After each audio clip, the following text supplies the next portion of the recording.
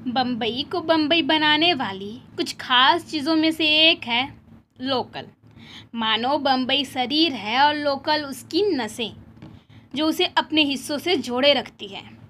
अब इन लोकल में लेडीज़ के लिए एक अलग डब्बा बना है, जो बहुत अच्छी बात है। मगर हम गलती से कभी जनरल में चढ़ जाएं तो सारी नज़रें ऐसे हमें देखती है जैसे हम एलियन हैं।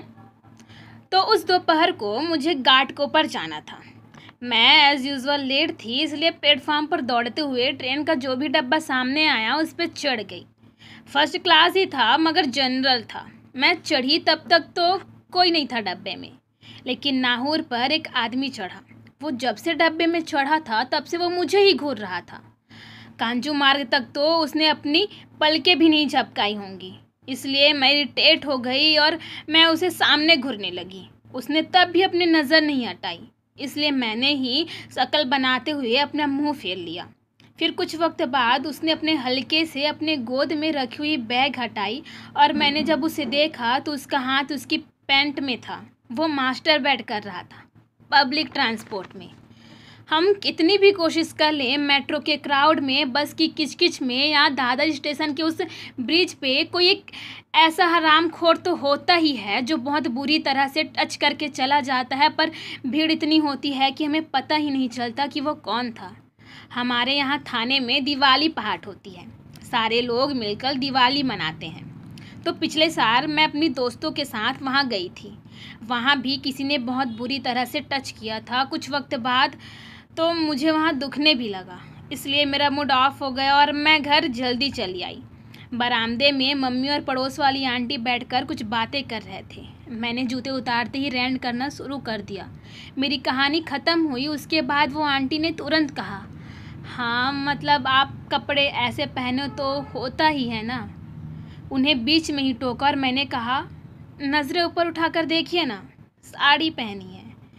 वो चुप हो गई, लेकिन वापस बोली, हाँ वो शरीर ऐसा हो ना तो हो। मैंने उन्हें और उनकी बातों को इग्नोर करना ही बेहतर समझा।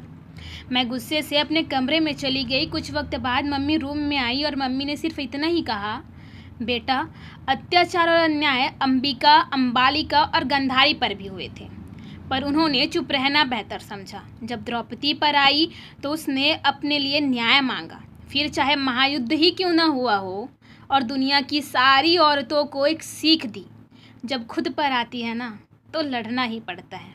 अब तुम्हारा डिसीज़न है। मम्मी की वो बात मेरे दिमाग में एक तरफ चल रही थी और दूसरी तरफ मैंने सोच लिया था कि अब मैं विक्रोली उतर कर लेडीज़ कंपार्टमेंट में चली जाऊंगी।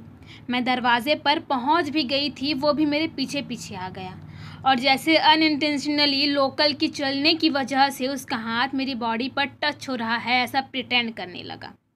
अब तो पानी सर के ऊपर से जा चुका था, इसलिए मैंने अपनी बैग से पेन निकाली और उसके हाथ में घुसा दी।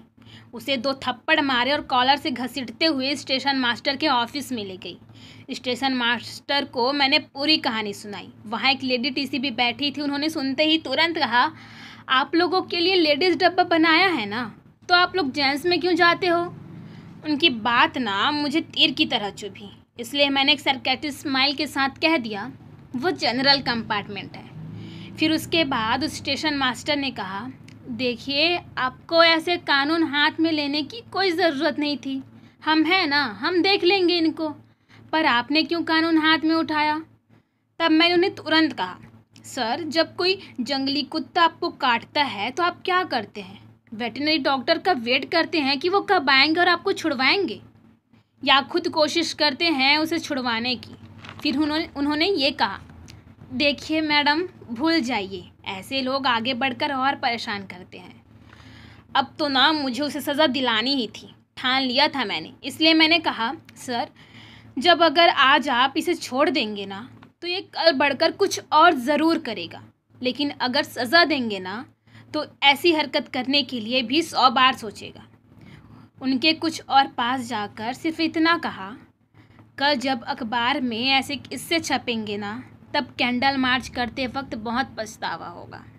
उन्होंने अच्छे से मुझे कहा, आप टेंशन मत लीजिए, दोबारा आपको कोई ऐसी प्रॉब्लम नहीं होगी। मैंने उन्हें बड़ी सी स्माइल के साथ कहा, थैंक यू। जब ऑफिस से निकली ना तो कंधे और गर्दन 1 इंच ऊंचे हो गए थे। पहली बार खुद के लिए स्टैंड लेने पर बहुत अच्छा लग रहा था। Thank you.